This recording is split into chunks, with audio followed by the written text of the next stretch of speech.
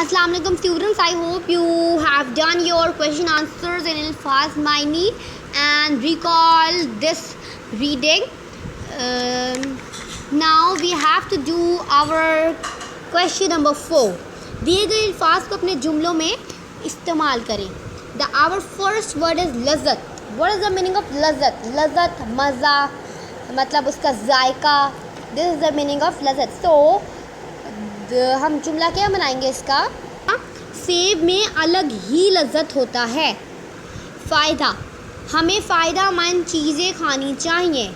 हाफ़िज़ा, सेब खाने से इंसानी जिस्म का हाफ़िज़ा अच्छा होता है, या फिर से अगर आप सेब खाएं तो आपका हाफ़िज़ा अच्छा होगा. अक्लमंद, मैं अली एक बहुत अक्लमंद लड़का है. सारा एक अक्लमंद लड़की है. अली ने इम्तिहानों में अक्लमंदी दिखाई.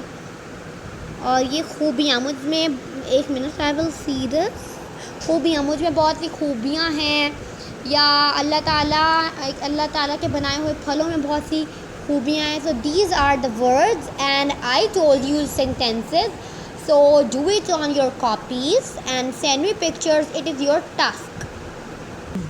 सेहत के लिए फ़ायदेमंद चीज़ों के नाम लिखें. अंडा, फर्स्ट अंडा, मछली, सेब, आम, सब्ज़ियाँ और बीफ. सेहत नुकसान देने वाली चीज़ें के नाम लिखें. पापड़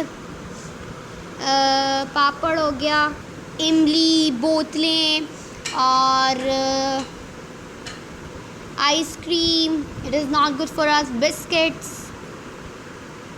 So I hope you will understand these exercises. So do it on your copies, and this is also do it on your box and send me pictures. Allah Hafiz, stay blessed.